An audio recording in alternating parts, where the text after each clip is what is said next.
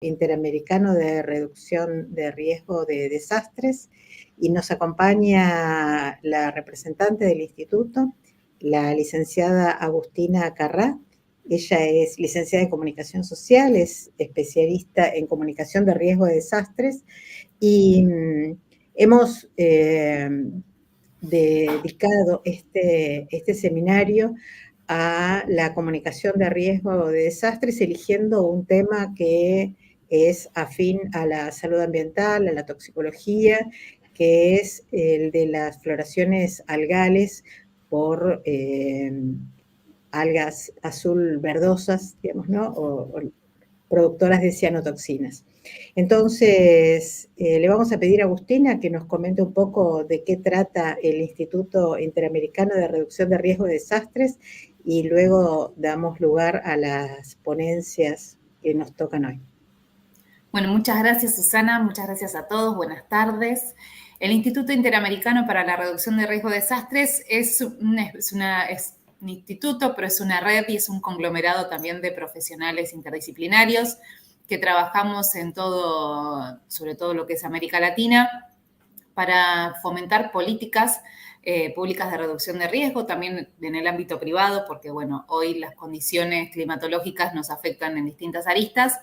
Y planificamos, hacemos diferentes proyectos para tanto ámbitos públicos y privados para fomentar, divulgar y trabajar en la prevención en la reducción de riesgo de desastres, que es como se llama nuestro instituto.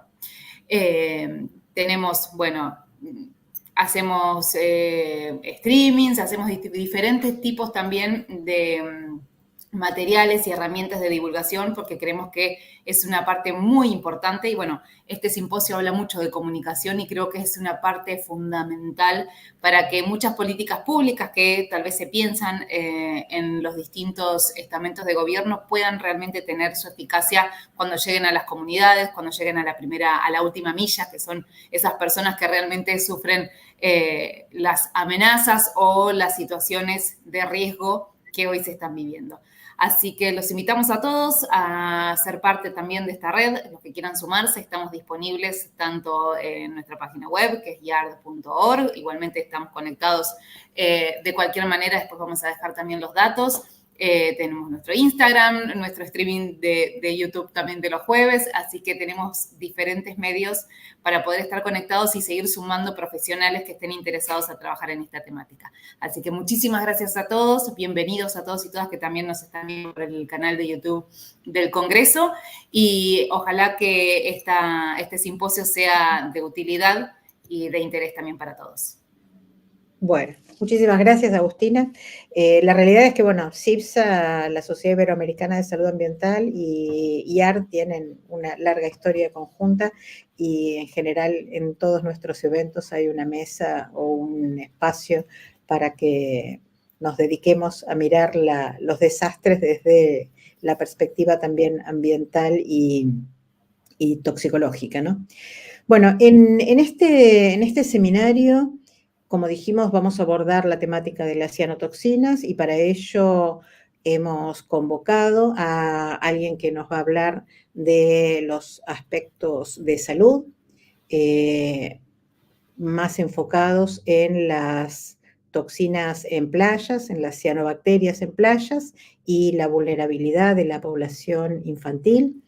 Luego vamos a hablar de las cianotoxinas en el agua de riego, y para ello hemos invitado a los especialistas de la Universidad Nacional de Colombia. Y después vamos a enfocarnos en los aspectos de comunicación de riesgos con el licenciado Marcelo Hansen y con la licenciada Agustina Carrá.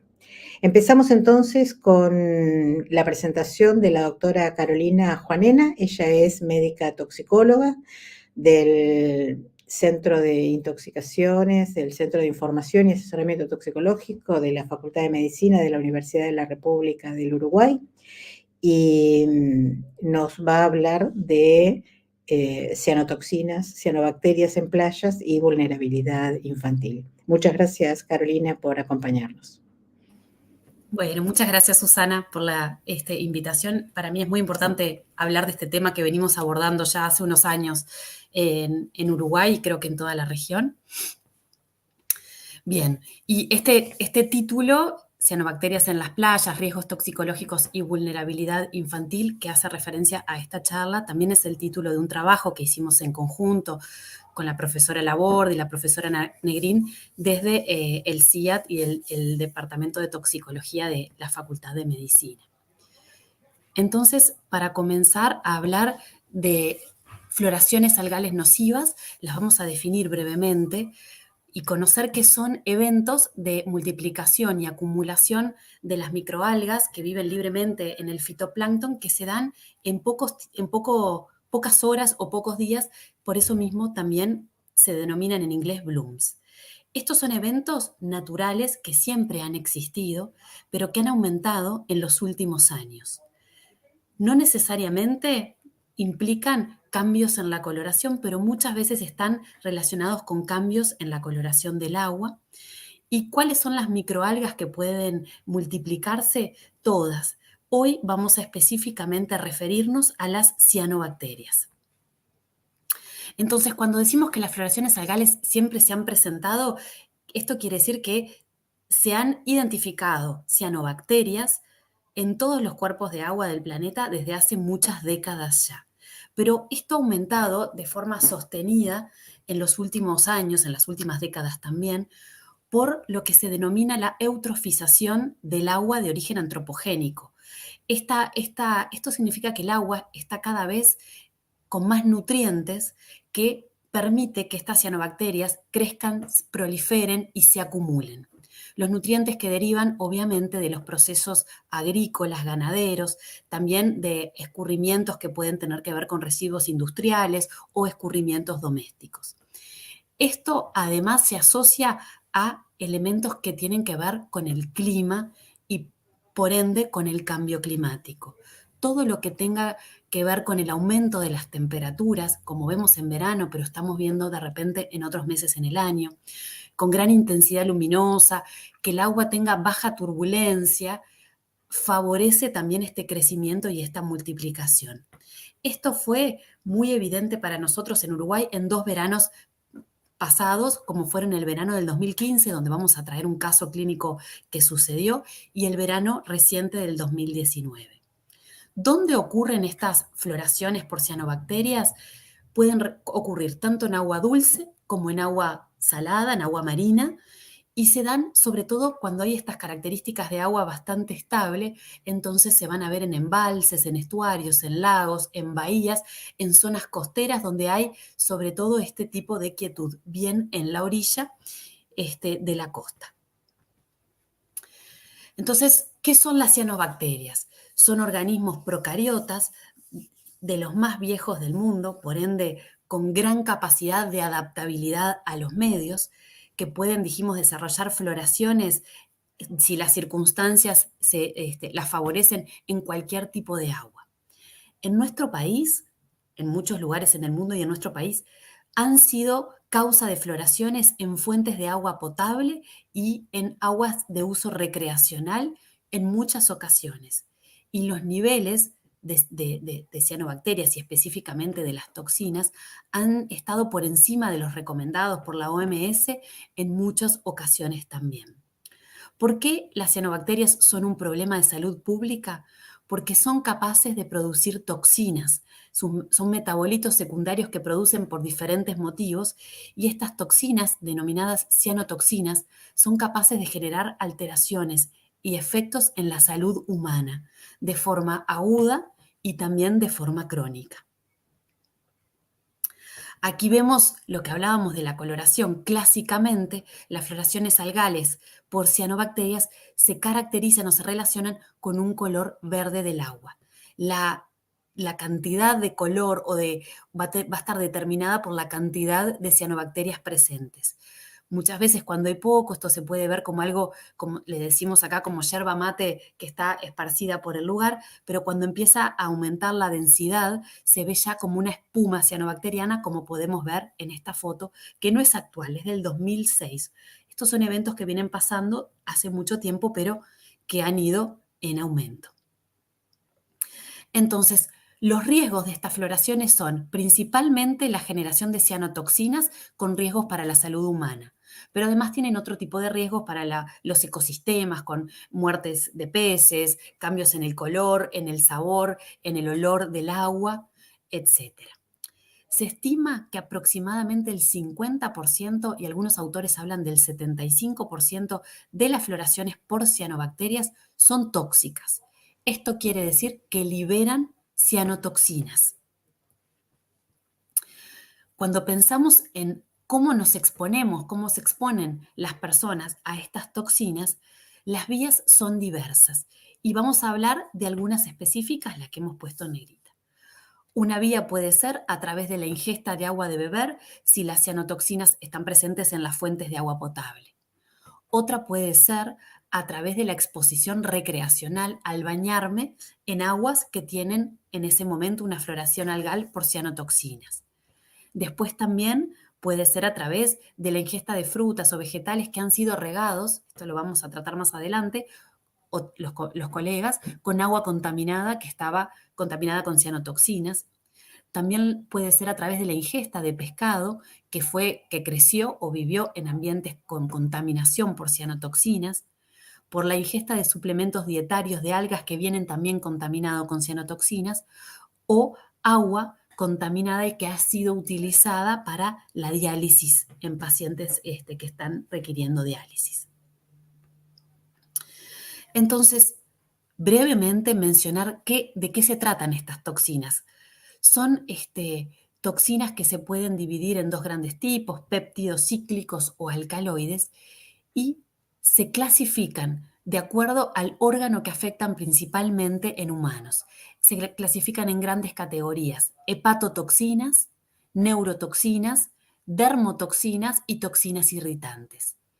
Dentro de las hepatotoxinas, que para nosotros son las de mayor entidad y gravedad para la salud humana, tenemos a la microcistina, la que mencionamos en rojo, porque es la cianotoxina que con más frecuencia se ha detectado en las floraciones algales nocivas por cianobacterias en todo el planeta. Esta toxina puede ser secretada por microcistis, y de ahí viene su nombre, o por otras cianobacterias. Luego tenemos las neurotoxinas, para mencionarlas brevemente, la anatoxina A y anatoxina S, que son toxinas que actúan sobre los receptores nicotínicos o a nivel de la acetilcolina, dando cuadros clínicos que pueden ser semejantes a una intoxicación por órganos fosforados. Tenemos dermotoxinas y toxinas irritantes que dan síntomas muy similares a un cuadro gripal o flu-like, como se denomina, con irritación a nivel cutáneo, mucosa, de la mucosa ocular, de la mucosa respiratoria, síntomas generales, como vamos a ver. Y después algunas más específicas, como la cilindroespermopsina, que es una hepato- y nefrotoxina por su capacidad citotóxica, que ha sido detectada en nuestro país, por eso la puse en rojo hace poco tiempo atrás. Y hay otras, hay muchas.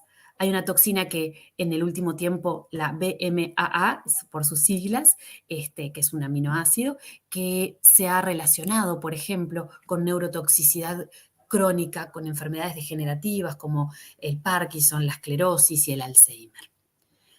Hoy nosotros nos vamos a dedicar a profundizar en la microcistina por lo que ya dijimos, por ser la hepatotoxina que más frecuentemente se ha detectado a nivel de las floraciones algales en el mundo. Esta microcistina tiene más de 70 variantes. Específicamente la microcistina LR es la variante que más frecuentemente se ha detectado, es de la cual más se conocen sus efectos a nivel agudo y a nivel crónico, y es para la cual tenemos límites de detección permitidos en agua potable y en agua recreacional. Cuando hablamos de un tóxico, lo que queremos saber un poco es su toxicocinética. Entonces dijimos que la vía de exposición podía ser a través de la ingesta, del agua, del baño. Cuando ingresa por vía oral, rápidamente se absorbe. Además, por la vía cutánea y mucosa, también puede absorberse. Una vez que ingresa al organismo, se distribuye por el torrente sanguíneo rápidamente al hígado, donde se acumula y donde tiene su mayor efecto. No nos olvidemos que estamos hablando de una hepatotoxina.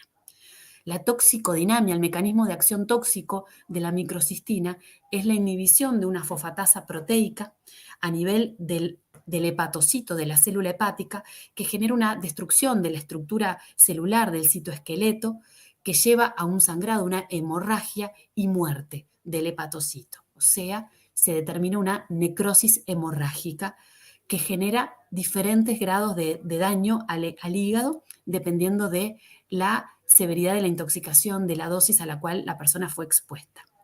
También se han descrito otros mecanismos de acción tóxica, como la formación de radicales libres y el estrés oxidativo. Entonces, va a depender de la dosis, dijimos.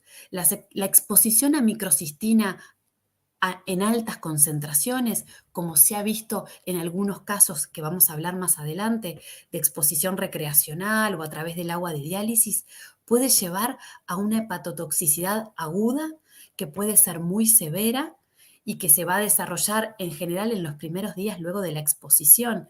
Los cuadros clínicos nos han enseñado que la exposición que la expresión máxima de esa hepatotoxicidad es alrededor del 5.º día luego de la exposición, y que incluso si la exposición es muy elevada, puede llevar a muerte por falla hepática fulminante.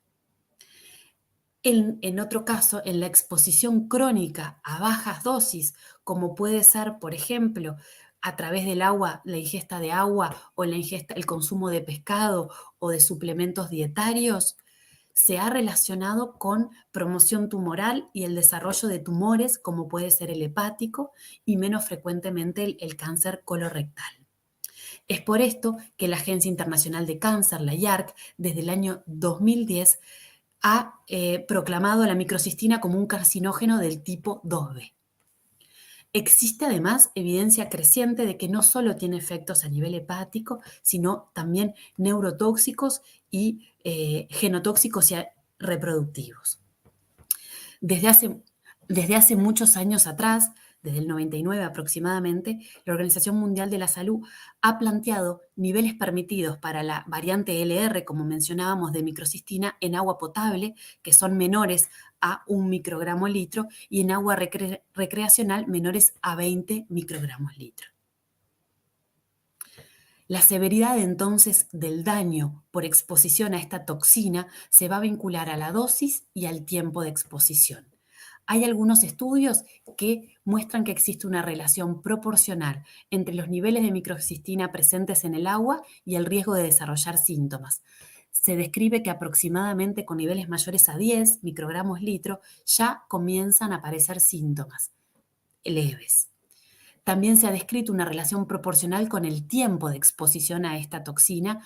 Cuando estamos pensando en una exposición aguda, se habla más o menos de más de 1 hora para el desarrollo de síntomas. Por supuesto que para la exposición crónica esto es diferente. Esto se vinculará a muchos años de exposición a bajas dosis. Entonces, vamos a hablar primero de lo que es la exposición recreacional. Es lo más importante para nosotros, la exposición en las playas, en los lagos, en las aguas donde vamos a bañarnos. Entonces, en esta situación, las personas más vulnerables, por supuesto, son aquellos que nadan, pero aquellos que se exponen por más tiempo al agua, que no solo se bañan, los que tienen alguna actividad deportiva, practican algún deporte acuático, y especialmente los niños, como veremos más adelante. Cuando me estoy bañando en un agua, en una playa que tiene una floración algal por cianotoxinas, hay 3 vías de ingreso de la toxina al organismo. Una, la ingesta accidental cuando trago agua accidentalmente. Otra, como dijimos, es la cutáneo-mucosa. Y la tercera puede ser por vía inhalatoria, ya que se ha descrito que la toxina puede aerosolizarse e ingresar mientras me baño por esta vía también. Entonces, prácticamente todas las vías de ingreso cuando me estoy bañando en agua con floraciones. Cuando hablamos de floraciones y exposición recreacional, todos los autores hablan de la historia, desde cuándo se detecta esto. Y data de hace más de 50 años los primeros casos. Simplemente los traigo para ver que En general, son exposiciones colectivas que afectan a un número grande de personas y muchos estudios retrospectivos y prospectivos han demostrado que el 80% de los afectados son niños y adolescentes. En muchas, como vemos de estas exposiciones, la microcistis y la microcistina ha sido la toxina más frecuente, si bien en muchos casos la toxina no pudo ser determinada. Y los síntomas que se presentan más frecuentemente son síntomas bien generales, cefaleas, síntomas digestivos, náuseas, vómitos, dolor abdominal, síntomas irritativos cutáneos, dermatitis, irritación ocular, del aparato oídos, garganta, etc. Y quiero traer específicamente algunos casos que no lo viví yo a este, sino a otro que vamos a traer más adelante, pero que se han presentado en nuestra región, en el río Uruguay y en el río de la Plata. En el 2007 hubo un caso en el embalse de Salto Grande, de la represa de Salto Grande, durante una floración por microcistina, con niveles de microcistina muy elevados. Dijimos que 20 era el nivel permitido y tenía casi 50.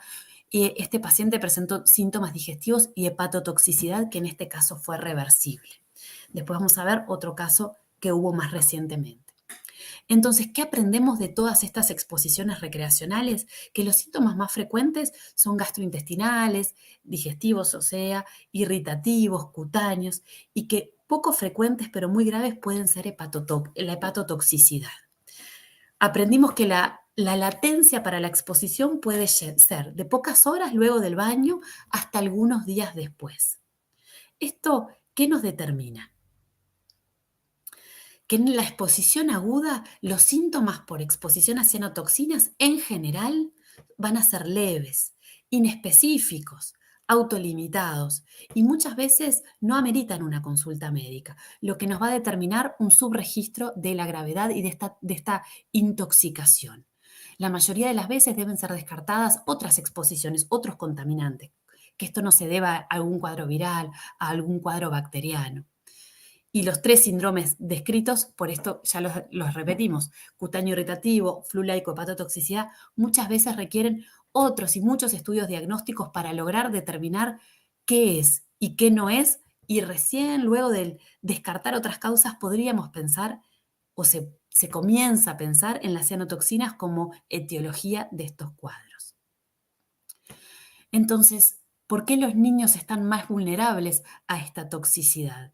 Primero que nada, porque en las exposiciones en playas, en lagos, los niños en general ingieren mucho más agua accidentalmente mientras están jugando y también ingieren arena de la orilla. ¿Qué pasa con la arena de la orilla? Como veíamos en la foto al inicio, muchas veces las colonias cuando van envejeciendo quedan depositadas en la orilla, en la arena, y ahí se pierden su estabilidad, se mueren y se libera toxina. Entonces se ha descrito que las colonias muertas en la orilla, sobre la arena, tienen gran cantidad de toxina. Por lo tanto, los niños jugando en la orilla, en la arena, tienen mucho más chances de exponerse a esta toxina en mayores cantidades. Además que sabemos que los niños tienen menor peso corporal, por lo tanto la exposición en cantidad va a ser proporcionalmente mucho mayor que un adulto. Además, cuando los niños se bañan y juegan en la orilla, están mucho más tiempo en contacto con el agua que un adulto. Y su juego es predominantemente en esa zona. Por eso traemos este caso que fue muy anecdótico, muy grave y muy importante para nosotros, que sucedió en el 2015, cuando había una floración por cianobacterias importante en la costa de las playas de Montevideo. Se trata de una niña de 20 meses que se bañó en las playas de Carrasco, Malvin, playas de la ciudad de Montevideo, durante una o dos días en ocasión de esta floración, y que era una niña que era previamente sana y presentó una falla hepática fulminante que requirió un trasplante hepático. Este trasplante se realizó finalmente en Argentina y nuestros colegas toxicólogos argentinos la asistieron a la paciente ahí, y esta publicación es de ellos. Este estudio fue muy importante porque demostró la gravedad de la toxicidad en niños y de la gravedad de esta toxina, de la microcistina. En el hígado de la paciente, el hígado que fue trasplantado, se pudo detectar elevados niveles de microcistina LR en el tejido hepático. El tejido hepático además tenía una necrosis hemorrágica característica de este tipo de toxina. Sin embargo, las mediciones en la playa en ese momento no superaban los niveles permitidos, eran muy bajas, 0,7, 0,6. Pero también sabemos que esto no descarta la exposición, ya que las floraciones se pueden ver a veces blooms en pocas horas y luego desaparecer. Además, queremos destacar de esta exposición que 3 familiares se bañaron con ella y solo tuvieron síntomas digestivos leves, mientras que la niña presentó esta hepatotoxicidad. Otras vías de exposición, como mencionamos, pueden ser a través del agua de diálisis. Esto hoy en día es muy difícil que pase porque los procesos de tratamiento del agua para diálisis, que incluyen la ósmosis inversa, liberan prácticamente el agua de toxina, de microcistina, de estar presente. Pero hace muchos años atrás, en los 90 y a principios del 2000, hubo 2 casos graves de exposición en muchos pacientes por agua de diálisis en Brasil, en una zona de donde se tomó el agua para diálisis. Ese lago presentó una floración por microcistis, con niveles muy elevados de microcistina, de hasta casi 20 microgramos litro, que fueron obviamente inyectados de forma intravenosa a los pacientes a través del agua de diálisis y generó casos fatales, todos por falla hepática, con muerte de 76 pacientes y hepatitis aguda en un número mucho más alto de pacientes. Luego hubo otra exposición mucho más leve porque había microcistina en el agua, pero en concentraciones mucho menores, de 0,4, pero igual generaron alteraciones hepáticas en la funcionalidad hepática en más de 10 pacientes. Esta vía, a través de la diálisis, nos demuestra una vez más de los riesgos de la exposición a altas concentraciones de esta toxina. Otras vías para las cuales tenemos menos información son qué sucede cuando el consumo es a través del agua potable, si la fuente de agua potable está contaminada, o del pescado. Esta imagen que traigo es del 2019, cuando nosotros en Uruguay tuvimos una floración muy extensa, donde surgió la pregunta de qué pasaba con el pescado, si se podía consumir, etc. La Organización Mundial de la Salud también estableció niveles de ingesta diaria admisible de microcistina variante LR en agua y alimentos de 0,04 microgramos día. Esto se establece en general para un adulto de 60 kilos. Hay algunos autores que cuestionan si estos niveles en niños son realmente seguros o no. Reportes en comunidades pesqueras en otros lugares del mundo que principalmente se alimentan de pescado y en zonas donde ha habido muchas veces floraciones por cianobacterias, se ha evidenciado que estas comunidades que se exponen crónicamente a estas toxinas han tenido alteraciones en la funcionalidad hepática. Múltiples estudios, además, han vinculado la exposición a microcistina a través del agua de beber de forma crónica y en bajas concentraciones con el desarrollo de cáncer de hígado y, menos frecuentemente, con cáncer colorectal. En nuestro país, en el año 2019, tuvimos una de las floraciones más grandes y más extensas. Ocupó 500 kilómetros de costa, desde el río Uruguay hasta la costa oceánica, y duró 4 meses. Esta floración llegó a tener niveles de hasta 3.000 microgramos por litro de microcistina en agua, o sea, que sobrepasaban de forma impresionante los admitidos. En esta floración no tuvimos un caso de esa entidad de grave, de esa gravedad. Bien, me quedan 5 minutos. Esto era simplemente, creo que esto lo van a hablar ahora, para contar que en Uruguay el monitoreo se hace continuo, se miden los niveles de microcistina LR y en el año 2018 se creó un protocolo de actuación frente a las floraciones algales que incluye al Ministerio de Salud, a los guardavidas, para cómo comunicar el riesgo y cómo actuar si se genera una floración de esta entidad y hay que retirar a las personas de las playas. Quería solo para comentar que en el río Uruguay, la Comisión Asesora del Río Uruguay, que es binacional, Uruguay-Argentina, es la encargada de las mediciones de cianotoxinas en el río, y que en nuestras playas desde hace varios años se utiliza esta bandera, la bandera sanitaria, para indicar que hay específicamente floración de algas y de cianobacterias y disuadir del baño. Las recomendaciones siempre serán no bañarse. Si se bañó y hay restos de cianobacterias, lavarse con agua jabonosa, con una ducha, y evitar que los niños ingresen en zonas con floraciones por cianobacterias.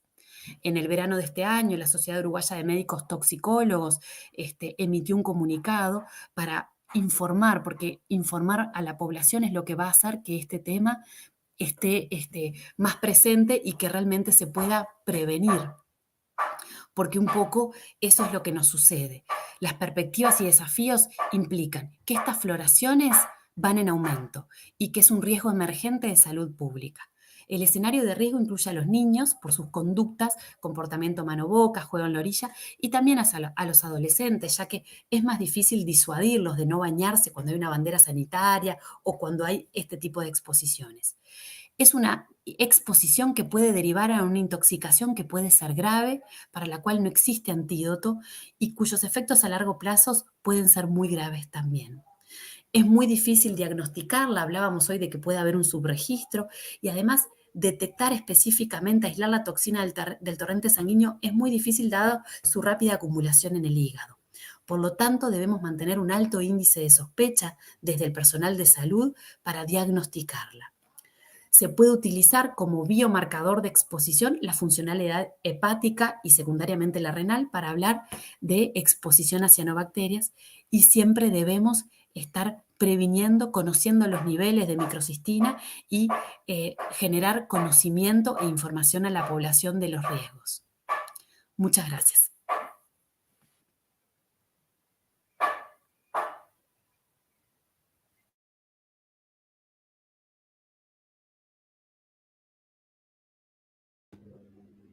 Bueno, muchas gracias a vos, Carolina. La verdad es que, digamos, lograste en el tiempo acordado hacer todo un pantallazo de los efectos sobre la salud, de la vulnerabilidad de los niños y de la problemática que tienen en Uruguay, que no es muy diferente a la que hay en otros países.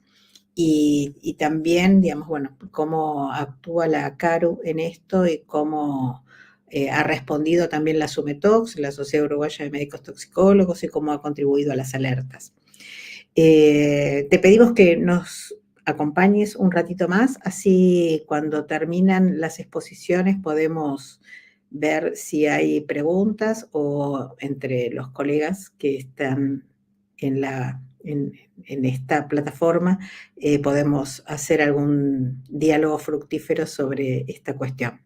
Entonces, le vamos a dar lugar a los doctores de la Universidad Nacional de Colombia. Ellos son Luis Carlos Montenegro y Freddy Augusto Duque, que son del Laboratorio de Cultivo de Algas y que nos van a hablar sobre la investigación que vienen realizando de cianobacterias en el agua de riego. Adelante. Vale, muy buenas tardes, doctora Susana. ¿Cómo estás? Entonces queremos contar un poquito del proyecto que actualmente venimos adelantando, y es que estamos detectando un riesgo, bien lo comentaba la anterior colega, y es que estamos viendo florecimientos algales por todos los cuerpos de agua de Colombia, ¿sí? Seguramente ustedes habrán podido ver y conocerán, han leído un poco. Colombia es un país que tiene desde los Andes hasta las llanuras y del Caribe, entonces tenemos muchos climas, pero los estamos encontrando precisamente estos florecimientos con presencia de especies potencialmente tóxicas en todos los cuerpos de agua, ¿sí? Y entonces, como parte de nuestra investigación, vemos que se fortalecen los distritos de riego, pero dejamos de lado ese riesgo latente que es que se pase la toxina de un cuerpo de agua precisamente a un cultivo. Entonces, no sé, doctora, si colocamos el video. y posterior a eso, pues seguimos hablando. Sí, claro.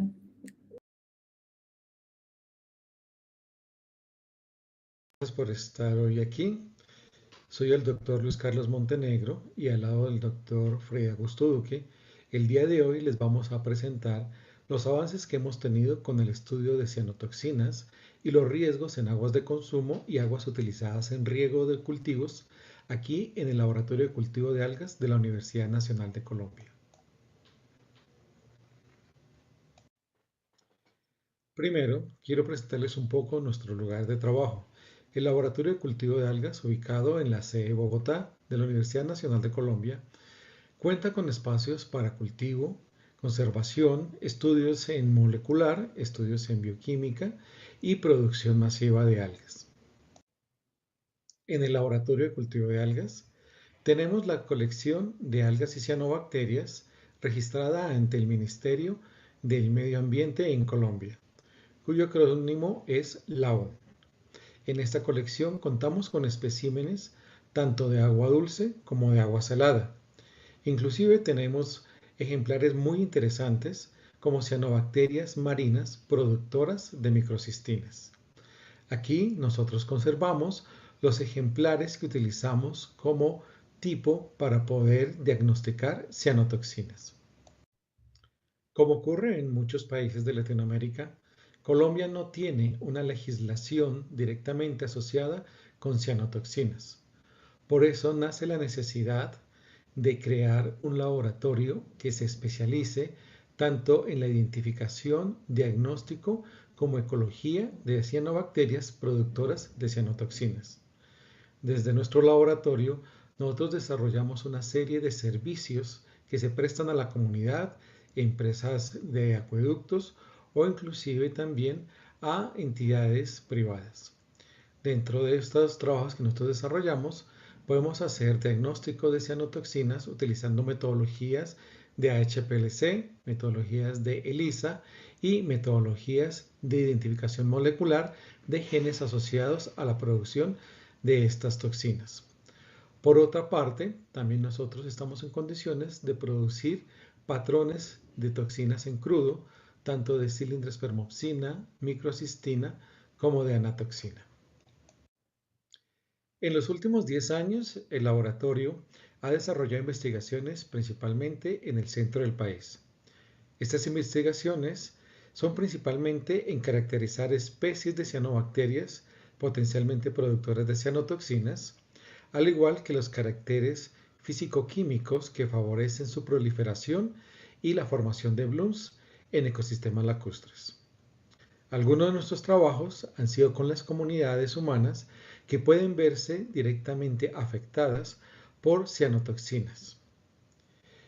En este año, hacia el mes de abril, desarrollamos el primer evento con entidades tanto públicas como privadas que están asociadas con el manejo de los recursos hídricos o la producción de cultivos, mostrando en este evento resultados de todos estos 10 años de trabajo y que pudieron darse para que ellos entendieran y poder conocer un poco más sobre este riesgo, los problemas que pueden generar en sus diferentes tanto comunidades como factores económicos, y se convirtió en el primer taller que Colombia tiene para el efecto de cianotoxinas en cultivos.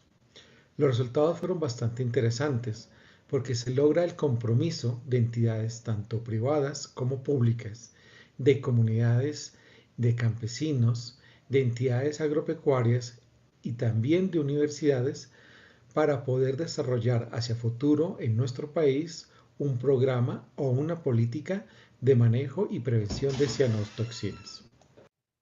Hola a todos, espero que se encuentren muy bien. Soy Freddy Duque, investigador del Laboratorio de Cultivo de Algas. Desde el laboratorio venimos fortaleciendo precisamente las líneas de monitoreo y seguimiento a eventos de cianobacterias y cianotoxinas. En este caso, pues considerando que Colombia es un país biodiverso, ¿sí? Y es necesario proteger los ecosistemas y además de eso, pensar en nuestra seguridad alimentaria. Es así como nosotros hemos venido viendo que cada vez tenemos más reportes de presencia de eventos de cianobacterias, ¿sí? Asociados con muerte de reses, muerte de peces, ¿sí? Y en algunos casos, grandes natas verdes que principalmente afectan cuerpos de agua destinada precisamente al consumo humano. Por otro lado, desde el gobierno nacional, regional y local, se vienen fortaleciendo tanto la construcción como la adecuación de distritos de riego destinado precisamente a aumentar la producción agropecuaria en nuestro país. Por lo cual es muy importante hacer seguimiento a estos eventos de cianobacterias y cianotoxinas, porque si se llegasen a producir en estas zonas, claramente podríamos comenzar a tener unos riesgos asociados con la seguridad alimentaria. Lo que ustedes están observando aquí es la sabana de Bogotá. Esta es Bogotá, está a 2.600 metros sobre el nivel del mar, precisamente en la cordillera oriental, en los Andes.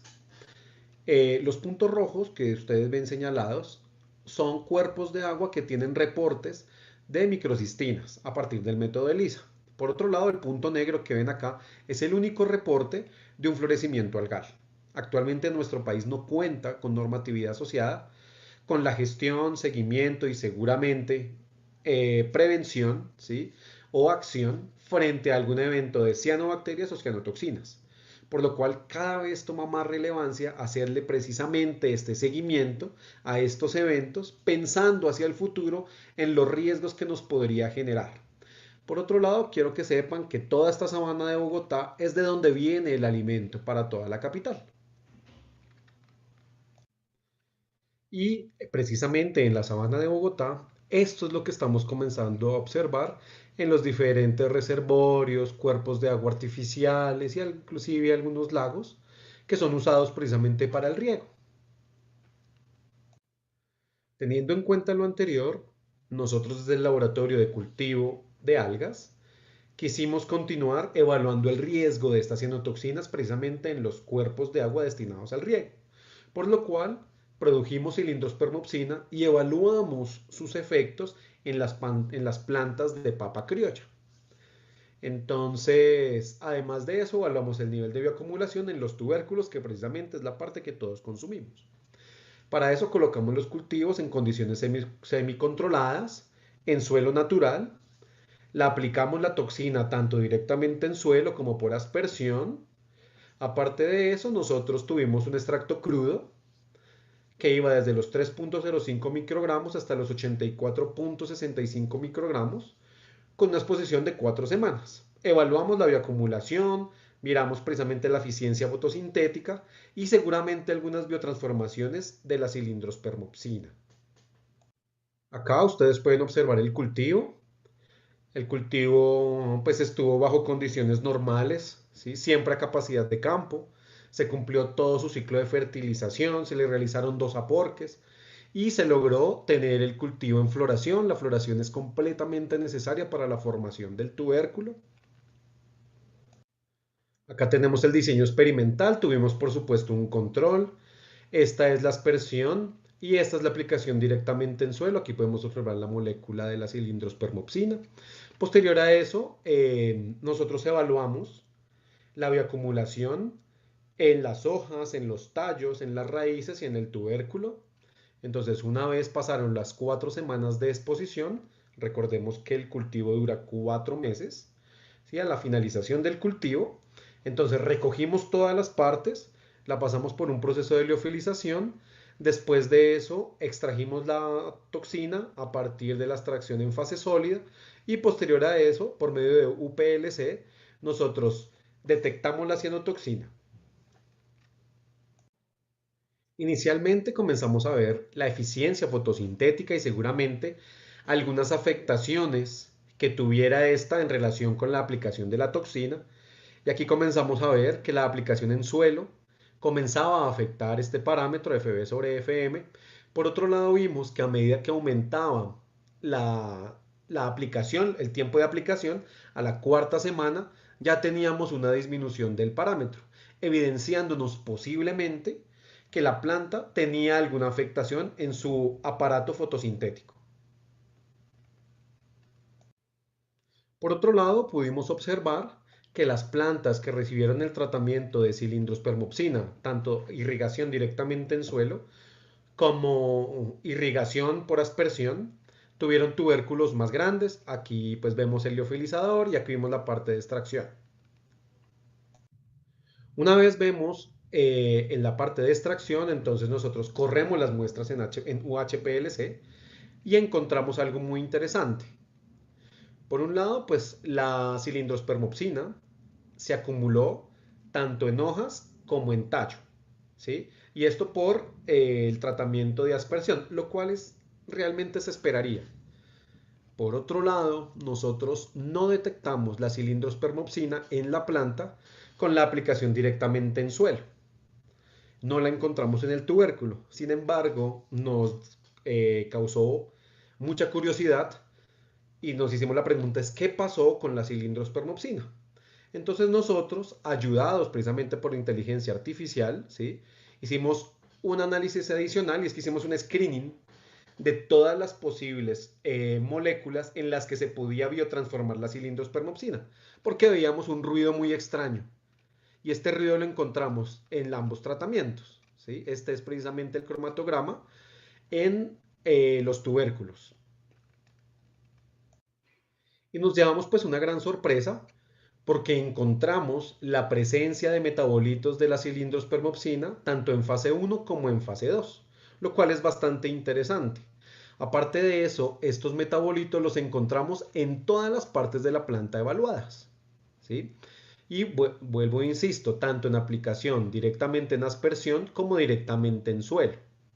Encontramos además que en la aplicación por aspersión la mayor cantidad de metabolitos lo encontramos en hojas, tallos y tubérculos, lo cual es coherente con el método de aplicación. Por otro lado, la aplicación directamente en suelo, encontramos que los mayores metabolitos los íbamos a encontrar en hojas, luego en tubérculos y luego en tallo, lo cual nos demuestra un poquito la fisiología de las solanáceas. Las solanáceas son unas plantas que cualquier molécula que ella puede captar por medio de las raíces, inmediatamente va a comenzar a subir, ¿sí?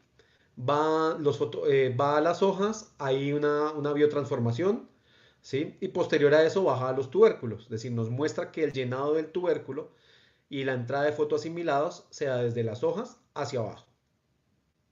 Encontramos un total de 54 metabolitos de la cilindrospermopsina, lo cual nos alerta un poco más y nos genera un riesgo adicional, y es que 2 o 3 moléculas de esta ya se ha reportado que afectan las líneas celulares in vitro en varios trabajos.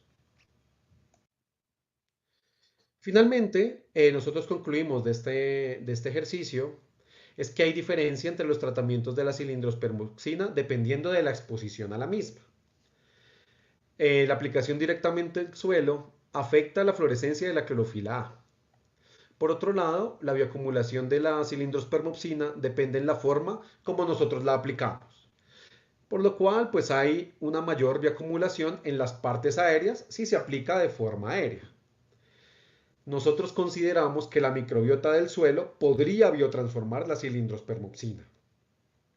Y por último, pues la presencia de los metabolitos de esta cilindrospermopsina genera un riesgo adicional que claramente tiene que ser evaluado. Finalmente, les agradecemos a todos ustedes por la oportunidad de presentar este trabajo. Nosotros hemos venido continuando con los programas de monitoreo, actualmente de los eventos de cianobacterias, florecimientos algales nocivos, evaluación, identificación de cepas productoras de toxinas y por supuesto la detección de toxinas en cuerpos de agua. A todos, muchas gracias.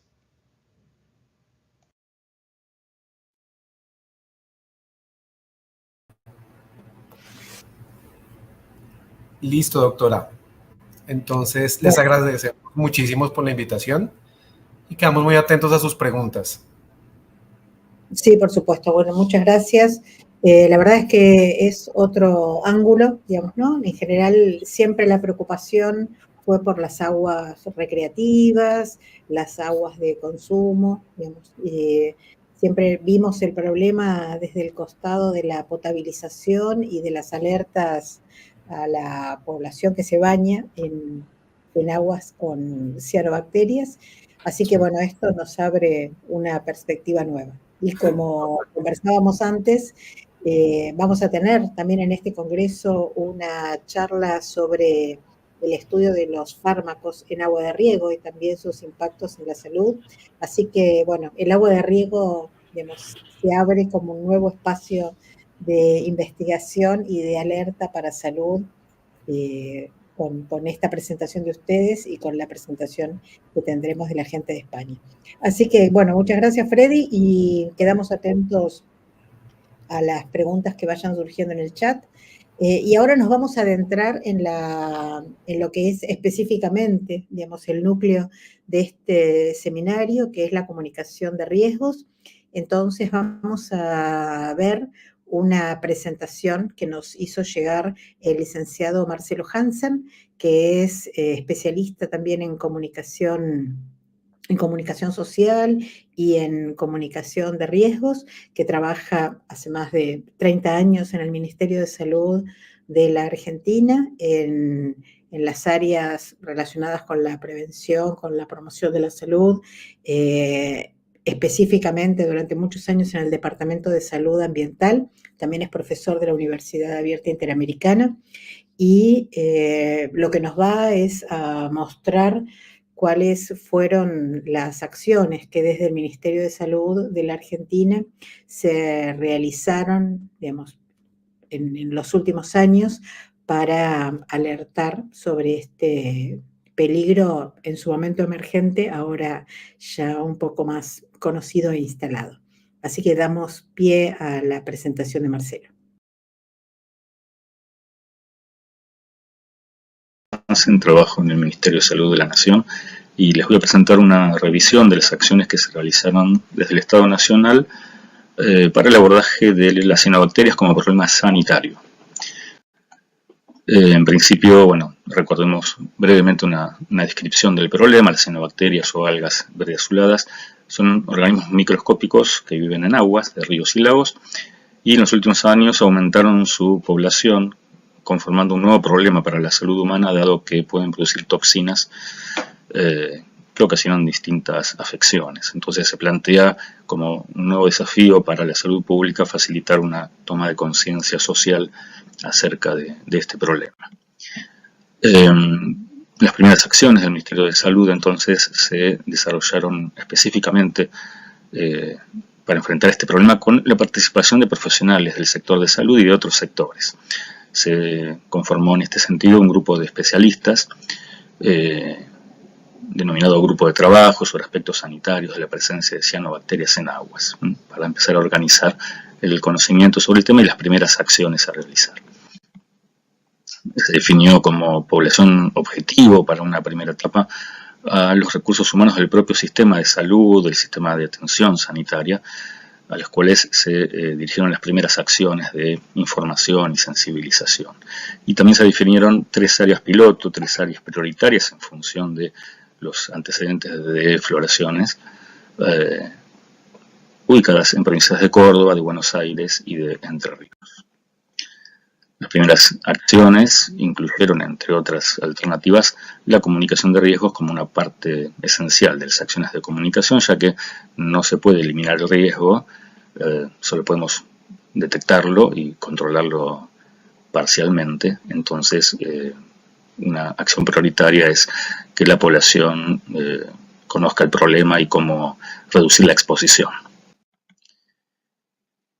Recordemos ahora entonces qué es la comunicación de riesgos. Es el intercambio de información y de opiniones entre distintos sectores sociales sobre la existencia de un determinado riesgo. Es considerada desde hace muchos años por organismos dedicados a la prevención y asistencia como una herramienta fundamental para la evaluación y manejo de riesgos. En el caso de cianobacterias, en la experiencia desarrollada en los últimos años desde el nivel nacional, la comunicación de riesgos ocupó un lugar central en todas las acciones, tanto la comunicación a nivel institucional, con técnicos profesionales, a través de reuniones de trabajo, la comunicación con sectores comunitarios, a través de talleres, con la participación de docentes, de medios de comunicación y también de sectores comunitarios invitados, y la producción de material gráfico en diversos formatos: un libro, cartillas, póster, folletos, contenidos para web. Vamos a reseñar brevemente las actividades realizadas entonces para instalar este tema en la comunidad y especialmente en los profesionales de la salud, en paralelo, por supuesto, con acciones que desde distintos sectores ya se venían realizando. Estamos presentando lo realizado desde el nivel nacional. Bueno, a partir de 2010 empezamos con la inclusión de materiales de comunicación, básicamente en la web del Ministerio. En 2011, la elaboración de un primer manual de cianobacterias como determinantes ambientales de la salud para autoridades y para recursos humanos del sistema de atención, profesores, asociaciones, etc. En el mismo año, la elaboración de un folleto, del primer folleto, más general en su contenido, las algas verde azuladas, un riesgo a tener en cuenta, destinado a personal de la salud y público general. Y después la difusión de ese mismo folleto a través de una encuesta que se realizó para evaluar su efectividad con un buen resultado positivo. Año siguiente, realización de un curso taller sobre cianobacterias y salud en Córdoba. Ahí también se hizo énfasis en la comunicación, se convocó a personal médico de varias áreas de la provincia. Se trabajó también en la elaboración de un proyecto de comunicación y prevención a nivel local. Después, en 2013, la realización de un curso taller en Entre Ríos, en Concordia. También con profesionales de diversas disciplinas y también con el objetivo de poder elaborar un programa de comunicación que pudiera ser empleado después, ¿no?, por la comunidad local. Elaboración de una cartilla en 2015, cianobacterias como determinantes ambientales, elaboración de un afiche, en este caso un cianosemáforo, destinado a público general para ser ubicado en zonas costeras. En 2016, una guía para el equipo de salud, exposición a cianobacterias en aguas y efectos en la salud. Esto se hizo a partir de una resolución del Ministerio de Salud, destinado también a profesionales. Después una cartilla destinada a público general. También un folleto, un segundo folleto, pero en este caso incluyendo al perro como animal centinela, ¿sí? El año siguiente una reedición y como versión corregida y ampliada del manual de cianobacterias. Año siguiente, realización de una jornada de sensibilización sobre calidad de agua en Junín de los Andes, en Neuquén, para sensibilizar al personal de salud sobre, bueno, estrategias de empleo de comunicación. 2020, una capacitación sobre cianobacterias en aguas para guardavidas del Sindicato de Guardavidas de la República Argentina, y en el año siguiente una capacitación similar para equipos de atención primaria de la salud de la provincia de Buenos Aires. Vemos ahora algunos de los productos presentados parcialmente con algunas imágenes de contenidos de la web, del libro, en el espacio central, la tapa del libro. Hay imágenes recortadas de los folletos, de alguna cartilla, el cianosemáforo,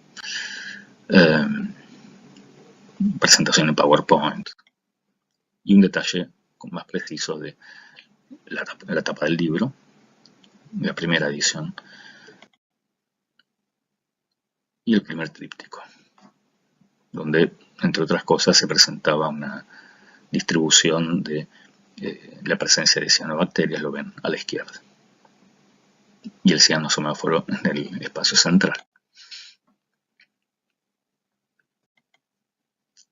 El otro folleto relacionado con el perro como animal centinela, dado que suelen incursionar en el agua, en los espejos de agua. Bien, después de estos años de experiencia con diversas actividades, podremos destacar que bueno, se logró la instalación del tema en el ámbito de autoridades y profesionales en instituciones de salud, en medios de comunicación locales, la conformación de una red de contactos y de trabajo también, y la producción de materiales de comunicación que quedan disponibles para el sector salud y la población general.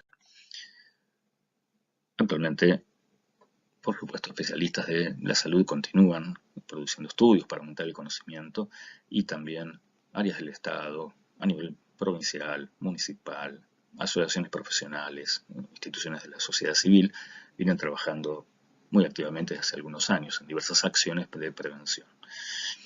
De hecho, algunas de esas acciones muy valiosas se están presentando en este mismo seminario. Y para finalizar, bueno, es necesario sostener la comunicación de esta problemática en las poblaciones locales, trabajando de manera integrada entre autoridades y asociaciones de la comunidad civil, para comunicar la naturaleza del riesgo, su impacto y la necesidad de reducir la exposición. Queremos también destacar el trabajo de quienes desde el área de salud ambiental del Ministerio impulsaron y facilitaron el desarrollo de estas primeras experiencias de comunicación por cianobacterias desde el nivel nacional, y a la CIPSA por la posibilidad de presentar este trabajo. Muchas gracias.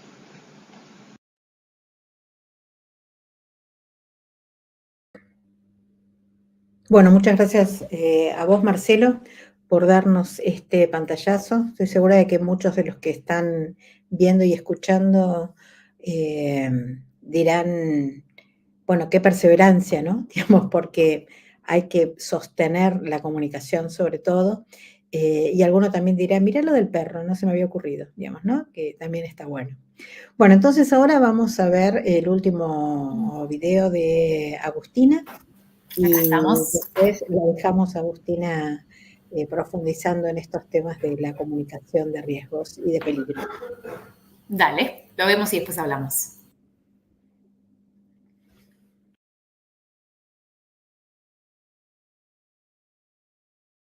Buenas tardes a todos y todas. Mi nombre es Agustina Carras, soy representante del Instituto Interamericano para la Reducción de Riesgos de Desastres.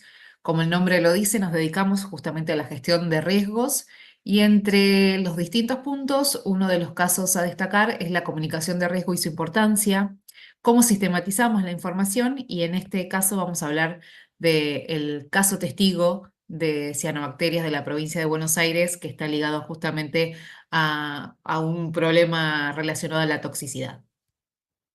Bueno, entre lo que vamos a ver hoy, vamos a hablar sobre los sistemas de la información y herramientas de mapeo que nos pueden ser útiles justamente para profundizar y mejorar la comunicación en estos temas. Los principales objetivos son unificar la información transversal a todas las áreas que toman decisiones, eso es parte de la sistematización, evaluar el nivel de alerta y luego la comunicación a la comunidad.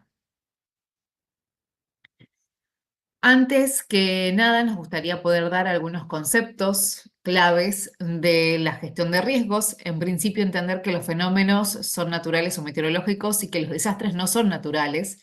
Es muy común leer en distintos medios de comunicación o en distintos informes o noticias que hablan de desastres naturales, pero lo cierto es que los desastres no son naturales, los desastres están involucrados cuando el hombre aparece, y lo que sí son naturales o meteorológicos son los fenómenos.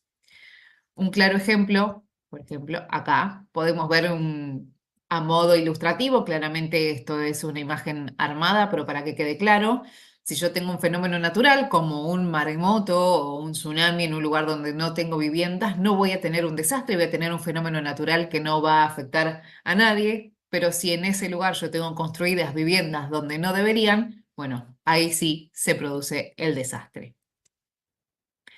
¿Qué es el riesgo? Es la amenaza por la vulnerabilidad. Cuando hablamos de riesgo, cruzamos justamente estas variables en base a la amenaza que yo tengo y la vulnerabilidad que está en ella. Es el nivel de riesgo ante esa situación que estoy teniendo. ¿Cómo podemos reducir los riesgos? Bueno, reduciendo la vulnerabilidad, justamente. Podemos hablar de reordenamiento territorial. Bueno, depende de la amenaza, cuál va a ser la vulnerabilidad que yo tengo que reducir, y obviamente aumentar las capacidades de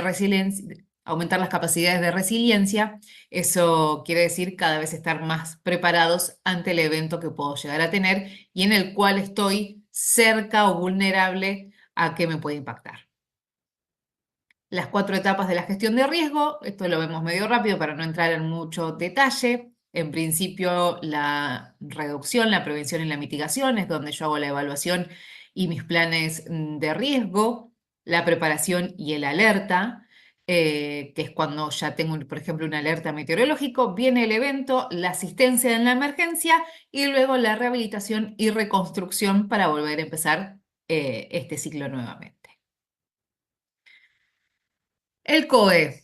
¿Quiénes estamos involucrados, ¿no? En el manejo de la gestión de riesgo y emergencias en todo este ciclo? Bueno, el COE, que es el Centro Operativo de Emergencias, o depende del instituto, se puede llamar de distintas maneras, intervienen todos los tomadores de decisiones. Asistencia social de un gobierno, por ejemplo, ¿no? Asistencia social, salud, análisis, monitoreo, servicios básicos, gestión política, todos los que toman decisiones dentro del gobierno.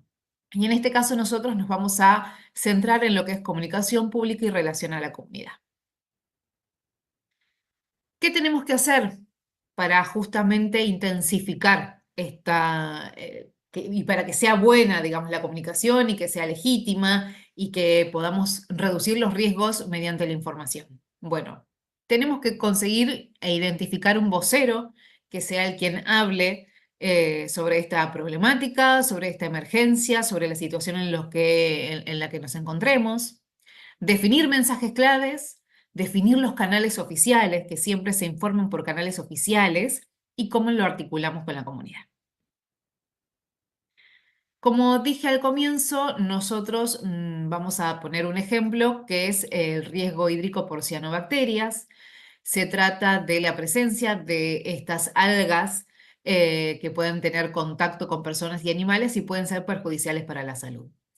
En este último tiempo, con la presencia de las altas temperaturas, esta situación se empezó a incrementar en distintas partes del mundo y nosotros estuvimos trabajando con la provincia de Buenos Aires en el programa integral que ellos tienen, generando también herramientas de comunicación a la comunidad, sobre todo para tener en aguas recreativas, que en el verano tienen mucho contacto los chicos, los animales, entonces para evitar justamente daños mayores. ¿Cómo se sistematiza la información? En este caso, nosotros lo que proponemos es que el municipio que tiene un cuerpo de agua pueda, más allá de la información que le va llegando del estado de la laguna, identificar en qué grado está.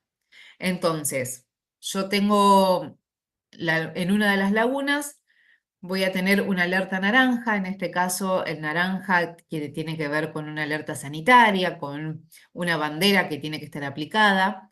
Entonces es donde la persona encargada de la comunicación pide al resto de las áreas la información para sistematizarla en un solo mensaje. Entonces, yo soy comunicación y le tengo que pedir al de salud las recomendaciones de salud. Si en esa laguna se practican deportes, le pregunto al de deportes, al área de deportes, cuáles son las restricciones deportivas. Le puedo preguntar al de ambiente cuestiones que tengan que ver con ambiente. Voy juntando la información como un rompecabezas para sistematizarlo en un solo mensaje. Eso es lo que hacemos desde comunicación. Tengo un solo mensaje que es el mismo mensaje que yo le doy a todas las partes intervinientes para que todos hablemos de lo mismo, para que todos tengamos la misma información y que podamos, a partir de esto, armar el comunicado pertinente para los medios de comunicación y para la gente que tiene la necesidad de estar informada de lo que está pasando. ¿Cómo comunicamos esta información que yo ya tengo sistematizada? Yo ya tengo sistematizada la actualización de cianobacterias en la laguna 1, 2 y 3 de mi ciudad. ¿Qué acciones estoy tomando? Se activa la bandera sanitaria. ¿Qué recomendaciones hay? Si no pueden ingresar, no pueden ir a pescar. Tomé medidas precautorias poniendo duchas alrededor de las lagunas. Bueno, todo eso queda sistematizado acá, que es la información con la que nos vamos a manejar todos dentro de este COE. Pero bueno, todo esto yo lo tengo que traducir y pues no le puedo mandar esta información así a la comunidad directamente, lo tengo que traducir. Entonces, ¿cómo vamos a hacer esta llegada de información a la comunidad? Tenemos diferentes vías.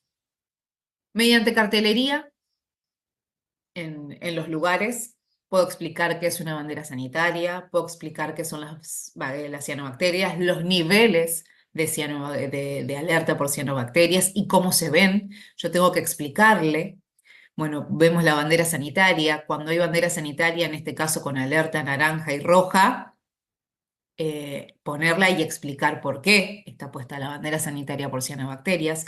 Todos estos medios nos ayudan a comunicarnos con la comunidad. Y cuanto yo más le informo a la comunidad, más legitimidad y tranquilidad llevo también. Porque obviamente, como todo proceso comunicacional, al principio asusta. Cuando yo digo tengo presencia de cianobacterias o de o pasó con el COVID, lo primero era una alarma tremendo y después esto va bajando, va suavizándose y se va entendiendo de otra manera. El primer impacto que sea alarmante es normal. Es una condición social que hacemos todos ante una alerta. Nos alarmamos hasta que empezamos a entender un poco más. Bueno, hablando un poco de herramientas, acá es sobre todo donde yo quería llegar.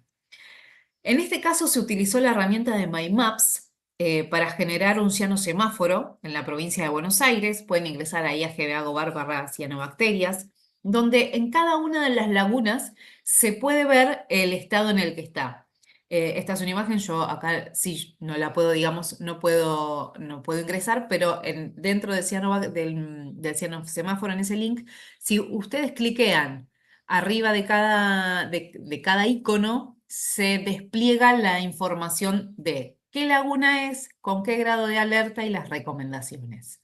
Entonces, esto nos favorece y nos facilita la comunicación para quienes tengan ganas de ir a hacer una actividad recreativa a alguna de las lagunas de su municipio y antes de ir digan, bueno, vamos a chequear y verificar en qué estado está nuestra laguna para ver qué es lo que podemos hacer y lo que no. Entonces, esto es lo que hoy hemos aplicado, por ejemplo, con el programa integral de cianobacterias en la provincia de Buenos Aires, lo cual es muy importante. Hoy tienen más de 800.000 visitas, sobre todo se incrementan las visitas en la temporada de verano, donde la gente hace más uso recreativo de los cuerpos de agua, pero la comunicación es esto, es fundamental que la puedan tener a mano, que no sea complicada, que es donde encuentro, no. A ver, hoy una aplicación de MyMaps lo tenemos todos en el celular, puedo ingresar, puedo verlo, puedo chequear, no tengo ningún inconveniente, tiene que ser fácil, concreta. Y para poder utilizar estas herramientas es muy sencillo, teniendo un usuario de MyMaps, uno puede crear totalmente los mapas que uno quiere, tanto en este caso de cianobacterias en estilo de semaforización, como mapas de riesgo, de sectorizaciones, de vulnerabilidad. La verdad que es una herramienta muy fácil, muy intuitiva y nos permite hacer un montón de cosas y de fácil llegada a la comunidad. Otras de las herramientas que me interesa mostrar para uso sobre todo de comunicación y en este caso de mapeo comunitario es Ushahidi, es una página también de uso libre, donde nosotros podemos crear una especie de formulario para recolectar datos de la población, porque la ciencia ciudadana también es súper importante a esta hora, porque nos informan, nos llegan mucha gente que quiere informar situaciones y saber, no podemos estar nosotros como gobierno o como en instituciones en todos lados, entonces la ciencia ciudadana muchas veces es muy útil, muchas veces no, siempre es muy útil. Y en este caso es una forma de sistematizarla. Yo entrando en esta página, que ahí tienen el link, puedo generar mi propio formulario de lo que quiero saber. En este caso, en la imagen mostraba una especie de mapeo por situaciones que se estaban dando, por distintos fenómenos naturales. Entonces, uno va recibiendo esa información y va quedando cargado en este mapeo y te queda sistematizado a vos también. Entonces, por ejemplo, la persona que ingrese después a ver el mapa va a ir viendo cuántas situaciones o reportes hay en alguna parte del país. Y si yo cliqueo arriba del iconito del círculo, se me despliega algo como esta ventana que está acá abajo, que dice Río Grande do Sul y Santa Catarina, donde me explica cuál es el fenómeno o cuál es la situación que está reportada en ese mapeo. Vamos a hablar un poco del vocero. Perdón si voy muy rápido, pero no quiero pasarme tampoco de lo que tenemos establecido. Quien sea el vocero de la institución, algunos tips que tenemos que tener en cuenta es que debe ser creíble, debe tener conocimientos técnicos y antecedentes profesionales, porque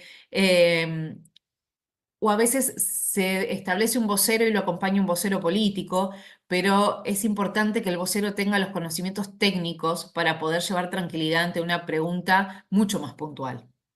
Un carácter sereno, tiene que estar tranquilo, tiene que tener facilidad de palabra y, por supuesto, buena relación con periodistas y con la comunidad. Tiene que ser creíble, legítimo y llevar tranquilidad.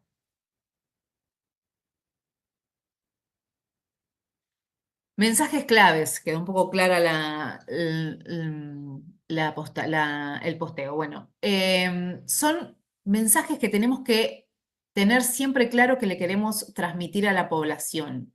Tienen que estar ubicados en lugares que nosotros no sean fáciles y seguros de transmitir. Son una guía para comunicar lo que está sucediendo. Por ejemplo, en este caso, volviendo al tema de cianobacterias, un mensaje sí o sí clave tiene que ver con el nivel de alerta, con qué se está trabajando, con la precaución, con cómo continuará, con cuestiones climáticas, algo que sea fácil, sencillo y sobre todo fácil de transmitir para que el otro lo pueda entender y poder hacer caso, porque a veces se habla de forma muy difícil, muy técnico, a veces pasa con las cuestiones de divulgación científica. Cuando yo hablo en difícil, la gente no me entiende. Entonces, uno tiene que poder bajar el mensaje a un lenguaje llano para que justamente cumpla su función, el de informar y en este caso prevenir. Deben ser breves, fáciles de recordar, consistentes, creíbles. Siempre hablamos de la técnica de pirámide invertida.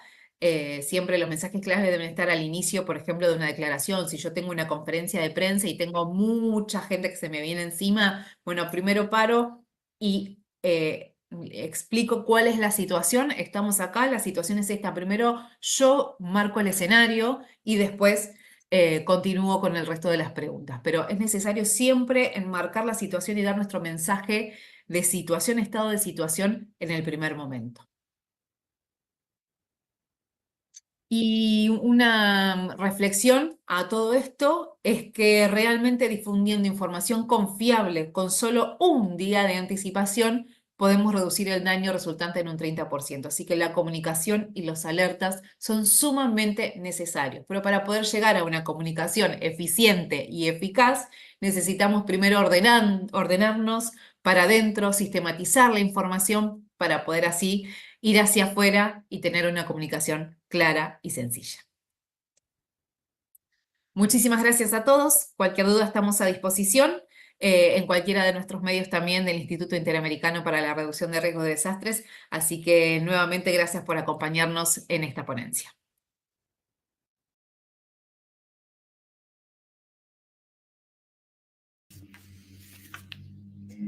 Bueno, muchas gracias, Agustina. Gracias a ustedes. Bueno, espero que haya sido de utilidad. Es un poco distinto a lo que siempre venimos viendo más desde el ala científica. Somos, al ser comunicadora social, por ahí le damos otra mirada, otra perspectiva desde cómo llegamos al público, a la comunidad y sobre todo lo que nosotros queremos brindar siempre desde el Instituto, desde el IAR, es esto, brindar herramientas que sean de utilidad y de uso para todos los que estemos trabajando en distintos temas que tengan que ver con la divulgación científica, para que justamente nos involucremos entre la comunidad y quienes tomamos decisiones y a su vez los que creamos algunas políticas para saber justamente este feedback, este ida y vuelta con la comunidad para que justamente quienes tengan que estar alertados sean los que reciban el mensaje como corresponde. Claro, perfecto. Bueno, fue una clase también de comunicación de riesgos, así que estuvo muy interesante. Bueno, tenemos varias preguntas que vienen de los participantes que nos están siguiendo por el canal de YouTube. Acá nos preguntan cuál ha sido el reto en Uruguay de implementar el seguimiento de los blooms en las políticas públicas.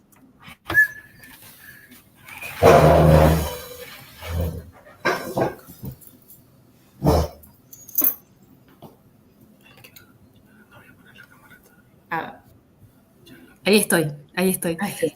Bueno, qué difícil la pregunta. O sea, el reto principal ha sido que el sistema de salud no tiene conocimiento de los blooms, o sea, no tiene el conocimiento de los niveles de microcistina en el momento que está habiendo la floración. Entonces, si esa, como decía, si esa comunicación no está bien clara, es difícil que alguien sospeche que con esos síntomas inespecíficos podemos relacionar la clínica al cuadro del paciente. Nosotros tenemos, hay varias herramientas, en realidad la Intendencia muestra en tiempo real qué playas tienen, qué no, pero acceder en tiempo real a esa información es un reto.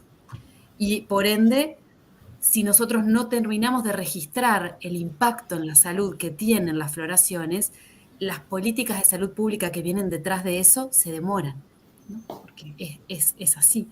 Entonces creo que el reto comienza en la población que conozca y pueda relacionar esa exposición a algún síntoma y que el profesional de salud también lo pregunte y lo pueda relacionar. Bueno, terminamos siempre más o menos en lo mismo, que es que hoy el gran reto es fortalecer al ciudadano, digamos, ¿no? O sea, lograr el autocuidado como primera cuestión, ¿sí? Entonces, bueno, es un reto de comunicación, porque cómo llegar con la información oportuna, digamos, cuando estas floraciones existen, para que, digamos, la gente aprenda a cuidarse, ¿no? Nosotros hablamos, Susana, mucho de la percepción del riesgo comunitario. Claro. Es eso lo que hay que fomentar. Cuesta mucho generar esto, que se perciba el riesgo en la gente. Por ahí se naturaliza que el agua es color verde, en este caso, en algunos cuerpos de agua, y no hay percepción de que justamente ese agua verde tiene unas condiciones de toxicidad o de daño perjudicial para la salud. Entonces, creo que es uno de los puntos donde todos coincidimos en la necesidad de generar percepción del riesgo. Claro. Bueno, y también nos preguntan si hay estadísticas de salud o datos de incidencia, de prevalencia. ¿Cómo estamos con eso?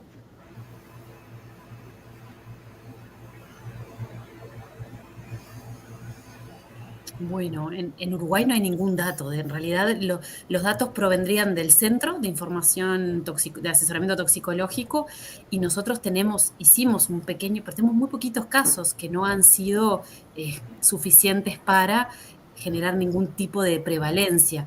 Por eso traemos el caso de la nenita, que fue muy, muy relevante, pero es el caso, hace varios años atrás. Creo que todo lo que ha pasado luego no lo tenemos registrado. Claro.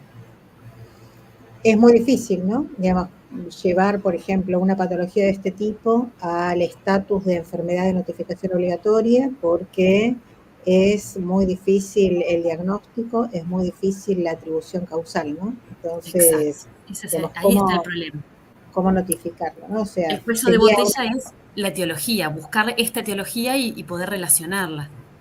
Por eso necesitamos informarlo y que se pueda sospechar, claro. Acá nos preguntan sobre el uso de cianobacterias en la agricultura orgánica, si hay regulaciones al respecto. Bueno, en esa parte es muy interesante que los últimos trabajos que se han desarrollado en metabolitos secundarios también han abarcado la utilización de extractos crudos o extractos un poquito más especializados de cianobacterias como bioabonos o en especial como estimulantes del crecimiento en agricultura. La que más se ha trabajado en ese caso es la espirulina, y en especial la espirulina que se cultiva como alimento, y por lo tanto ahí en ese caso no hay mucho problema porque ya se ha determinado su no toxicidad.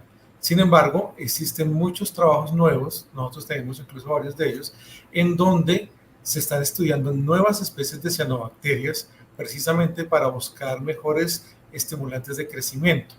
Y en ese caso sí es totalmente recomendable no solamente para el caso de la agricultura, también para el caso de la producción de nuevos alimentos, para el caso de producción de anticancerígenos, para el caso de otras alternativas en que están usando, que se les realice un test, y no solamente de las 4 cianotoxinas más comunes, que son la cilindrospermorcina, microcistina, natoxina y acetoxina, sino también determinar algunas otras toxinas que son muy propias de cada uno de los géneros de cianobacterias. Entonces, en general, sí se utilizan las cianobacterias en agricultura como estimulantes o bioabono, principalmente extraídas de la espirulina, pero para nuevos estudios con nuevos géneros o especies de cianobacterias es indispensable realizar una serie de tests para determinar su toxicidad, su potencial toxicidad. En caso de que algún positivo se obtenga, pues ese tipo de especie no podría ser utilizada en agricultura, porque como lo mostró Freddy, en sus resultados se ve bioacumulación en el producto de consumo. Muchas gracias. Bueno, acá preguntan algo que ya se trató, digamos, ¿no? En las distintas presentaciones, pero quizás quieren aprovechar para hacer una síntesis, porque nos dicen, bueno, qué factores ambientales favorecen la proliferación de las floraciones algales, y bueno, nos quedamos ahí, digamos, ¿no? En realidad, en la introducción Agustín hablaba del cambio climático y también las floraciones algales.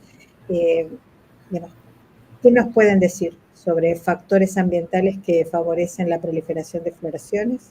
Una síntesis, los doctores de Colombia. Definitivamente el primer factor es la eutrofización. Claro. Un aumento en el contenido de nutrientes nos va a llevar a favorecer la parte de la proliferación de cianobacterias formando un posible bloom.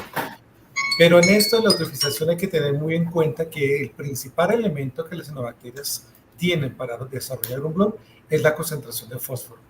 Por eso muchos de los programas que utilizan para el control de los blooms es hacer la precipitación del fósforo en los medios lacustres. El segundo factor es el aumento de temperatura, al cual las cianobacterias se van más acostumbrando y les facilita un poco más la toma de tanto carbonatos como la división para ellas puede ir creciendo en mayor factor. Entonces, como nos damos cuenta, está asociado a contaminación y está asociado a cambio climático.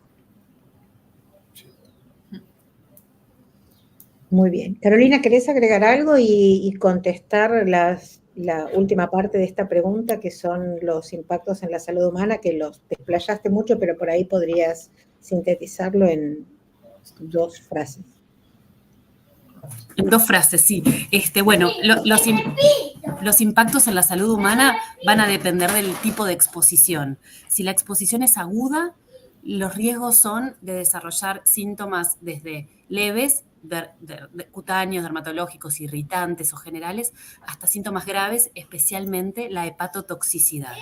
Y si la exposición es crónica, los riesgos son de desarrollar tumores relacionados con algunas toxinas y cada vez se vincula más las enfermedades neurodegenerativas a la exposición crónica a estas cianotoxinas. Bien, gracias. ¿Y de los ecosistemas acuáticos podemos saber algo?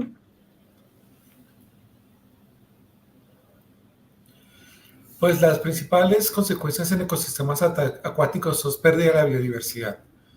Las cianotoxinas, un bloom grande puede generarme bajas de oxígeno y eso genera muerte de peces, pero también hay una cobertura de la llegada de la luz sobre los ecosistemas en la columna de agua, lo cual hace desaparecer otro tipo de fitoplancton que es más favorable para el desarrollo tanto de microinvertebrados como de peces. Entonces, el principal daño a nivel de ecosistemas es pérdida de biodiversidad, entre otros. Perfecto, muchas gracias.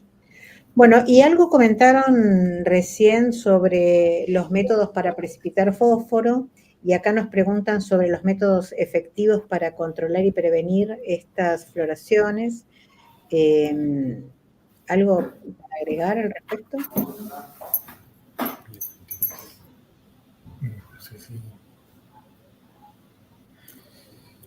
La verdad, en este momento hay muchas alternativas que tienen que ver más con la prevención. Entre eso es el manejo que se le da al sistema acuático en el cual se esté trabajando.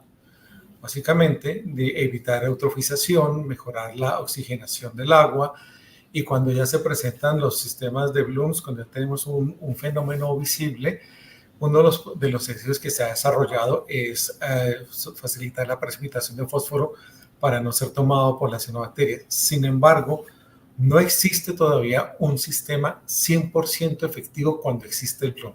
Lo que sí existe son métodos preventivos. Eso sí, ya hay muchos probados y que han mejorado, que evitan que den blooms en temporadas, por ejemplo, de verano o sequía. Bien. Bueno. Ahí te agregaría, Susana, que no es mi tema de experiencia para nada, pero lo he leído mucho, lo he comentado con algunos de los químicos de las plantas de agua.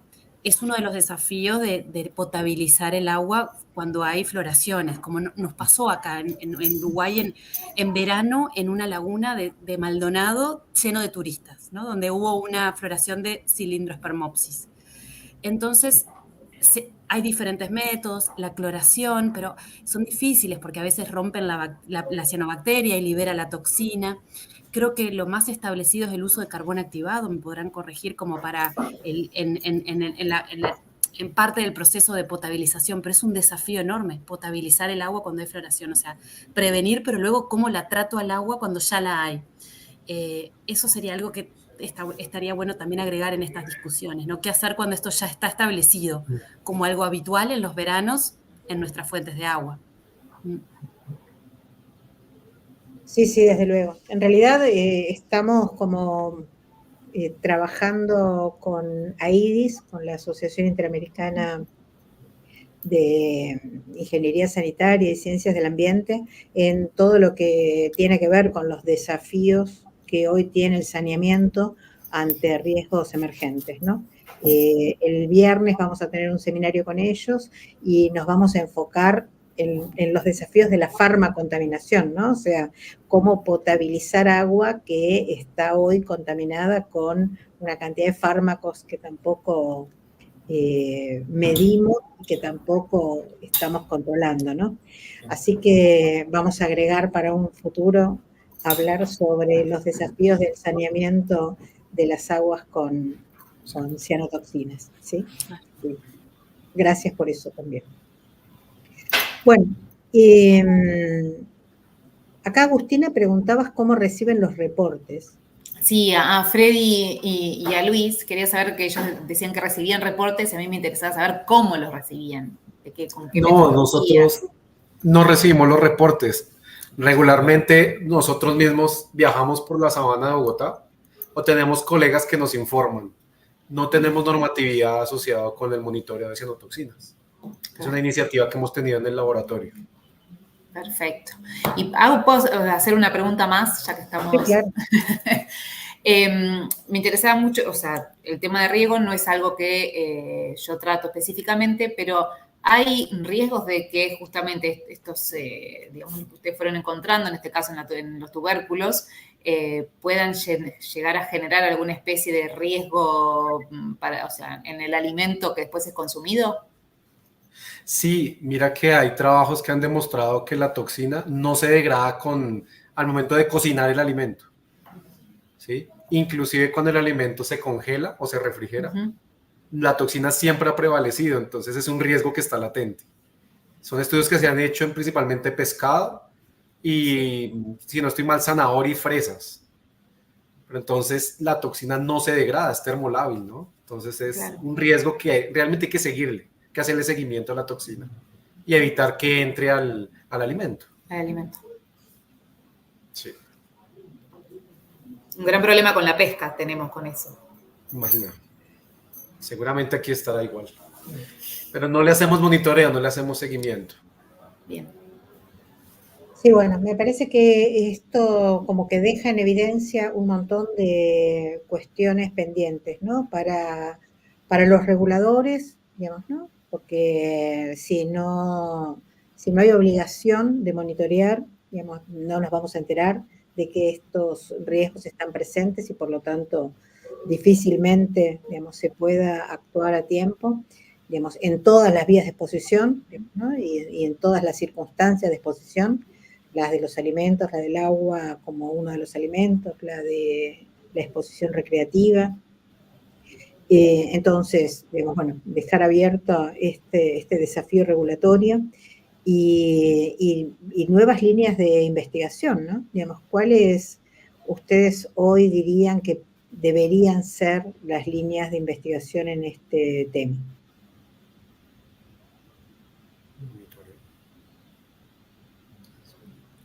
Yo digo monitoreo. Realmente hay que hacer una red de monitoreo. En Colombia no la tenemos. Y lo que escuché con Carolina no tampoco está en Uruguay. Estamos con áreas de monitoreo. En Uruguay está de microcistina, pero no tiene como el alcance o no está cerrada y llega al sistema de salud. Se determina microcistina LR en ciertos puntos de toda la costa. Nosotros lo que tenemos una red, me hace acordar y pensar en algo así, es con la marea roja. Cuando hay marea roja sí hay alertas, hay vedas, nosotros nos enteramos, está todo muy bien comunicado. Ahora con las cianobacterias no llegamos a ese punto. Yo creo que además los desafíos en salud son primero lograr realmente conocer el número de pacientes involucrados en las floraciones y qué sintomatología hay, o sea, realmente cuántos afectados hay cada vez que hay una floración. Y luego, esto ya es más difícil, pero es lo que se está estudiando, ¿no? Relacionarlo con las enfermedades crónicas, o sea, con la aparición de tumores, las enfermedades neurodegenerativas. Esos son como los desafíos a nivel mundial, no es solo acá, ¿no? Que son estudios que recién están comenzando. Bueno, y entonces me parece que no tenemos más preguntas. La voy a dejar a Agustina que haga el cierre, digamos, con algún mensaje que quiera dejar en relación a esto. La verdad que es un tema que, por lo menos en lo personal, lo que es comunicación de cianobacterias, lo empecé a tratar por la floración que tuvimos en el Río de la Plata en el 2020. Y la verdad que cada vez que uno empieza a leer y sigue investigando, es eterno, es súper profundo y un montón de aristas, pero como reflexión es esto de tenemos que seguir trabajando, que tenemos que seguir sobre todo sensibilizando a la población para que empiece por casa, digamos, el cuidarnos, que los gobiernos locales, que nosotros trabajamos todo lo que es gestión de riesgos, siempre decimos que empieza por los gobiernos locales, los municipios que tienen sus lagunas, que empiecen a hacer desde ese lugar mucha prevención, monitoreo, alertas y sensibilización a la población. Creo que es el principal, por lo menos para empezar, para poder comenzar a profundizar sobre todo mitigar los riesgos, la prevención y en el mientras tanto todo lo que la comunidad científica poder seguir desarrollando tanto medidas de prevención, de mitigación y de investigación de cómo cómo poder ir afrontando esta situación. Esto lo digo desde el lado de comunicación, yo no soy desde la comunidad científica, sino soy de las ciencias sociales, pero me parece que ahora en más tenemos que trabajar las ciencias exactas y las sociales mucho más de la mano para poder justamente bajar esto que yo digo, bajar un poco a tierra, para que la gente entienda de lo que estamos hablando y para que ellos justamente puedan preservar su salud y no ponerse en riesgo. Bueno, muchas gracias a todos, digamos, a los que están aquí en la mesa y a los que estuvieron siguiendo estas charlas. Y bueno, seguimos en el Congreso en los próximos días profundizando en estos temas de salud ambiental y toxicología. Vale. Adiós. Muchas gracias. Muchas gracias. Gracias.